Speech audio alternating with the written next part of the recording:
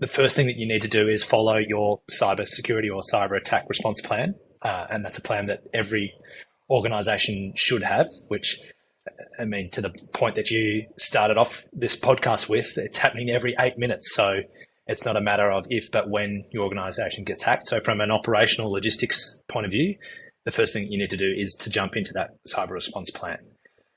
In terms of your communication response, should you apologize? Obviously, there's a lot of information that needs to go into that.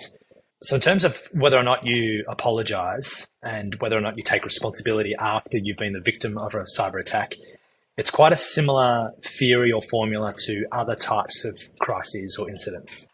And the best one that I often rely on is a model that was developed by a bloke called Coombs, and it's a model called Situational Crisis Communication Theory. That model basically helps you determine how much responsibility will our stakeholders attribute to us for this incident. And in this case, how much responsibility do they attribute to us as the organisation for this cyber attack happening and for a leak of their data. Very simple traffic light model. Either you're in the green, where you're basically the victim, there's nothing you could have done to have stopped that cyber attack. You're in the amber, where maybe you could have had better defenses, better systems, better protection. You're still the victim, but perhaps there's something more you could have done to protect the data or protect the situation. Or you're in the red, where you've left the door open to the cyber attack, or you've made a really strong mistake, and really the full responsibility, the full attribution of responsibility is on you. So the first thing you need to do as a team or as a comms team is to determine, for this cyber attack, where are we sitting? Are we at green, amber, or red? Because that then determines which strategy is most appropriate and which tactics you should use. The other things you need to factor in are there intensifying factors that move us up from a green to an amber or from an amber to a red?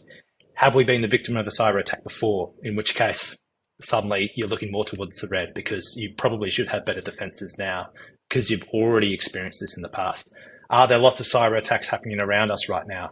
In which case you're moving from a green to an amber, because stakeholders expect you to know that you are going to be vulnerable to a cyber attack. They expect you today to have those really strong, intense cybersecurity provisions in place. So once you've stepped through that traffic light system, the attribution of responsibility, for most cyber attacks today and for most organizations, you're probably at least, by the end of that model, you're probably at least looking at the amber.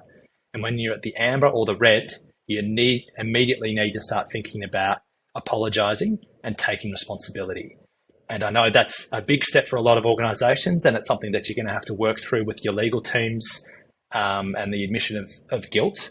But it is something that you seriously need to weigh up. And I think later in this podcast, we'll get into that weighing up of the admission of guilt versus the amount of protection from a communications and brand and reputation perspective that taking of responsibility will provide.